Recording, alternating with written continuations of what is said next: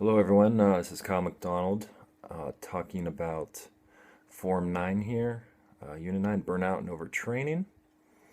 I'm going to talk a little bit about here and answer these questions. So, when did I burn out? I played water polo in college for UCSD. Uh, played all the D1 schools, D1 and everything like that. And it was a lot of training. We had like a hell month where we trained. We had three different workouts a day, so it was about 6 hours or so a day. Swimming, weightlifting, water polo for an entire month, 6 days a week for a month. And then when school started, we had double workouts. So it was about 5 hours a day, like 2 hours in the morning, 3 hours in the afternoon, like every day, and then tournaments on the weekends. And that's fine for the first couple of years. We had winter water polo, then we had spring training. Okay, take two here. So sorry about that. So to continue on, so I did a lot of training. Like I said, that's fine for the first few years and everything. And um, I'd have to say it's my senior year.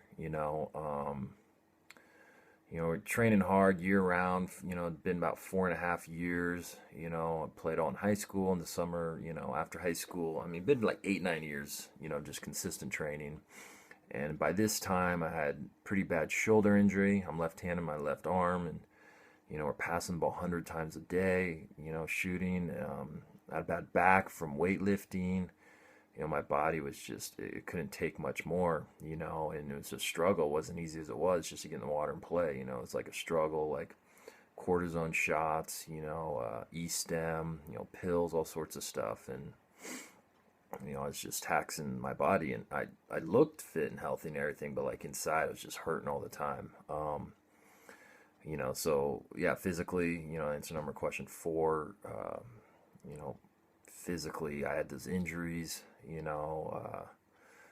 and being my left shoulder, just really affected how I played and everything. And so to answer your question, psychologically, so, I knew I was getting burned out, and I kind of, it's hard. Like I loved water polo, but I was kind of over it. I was ready just for a break. It was like so stressful and demanding. Like I wanted to be fun again, and it wasn't fun. It was like a job. I do it to maintain my scholarship and everything. Um, my academics were definitely suffering from it. Um, just kind of the risk versus reward factor. Like there's just higher risks and rewards at that point. And it showed. Like as a senior, supposed to be team captain. I just wasn't into it, and I mean, I showed up and did and played well, but like people could just tell that I just wasn't into it. I wasn't motivating the incoming freshmen, the rest of the team. I was just going there and just leaving, and just wasn't happy. And people noticed it. Um, so relative to question 4 and 5, for how long did I feel this way? It's pretty much half, kind of from the beginning, most part of my senior year. Just with the injuries and everything. Pretty much all my senior year. And we made it to NCAA to Double A Final Four, and we did okay. My junior year was our best year. We placed second in the nation, Division One. We played UCLA for the national championship, and I guess just kind of after that point, I was like, well, we did pretty much the best we could do. It's the first time UCSD had ever like ranked that high, in the nation, and it was just hard to come back after that as senior year. Like I don't know. I guess I wish my junior year was my senior year.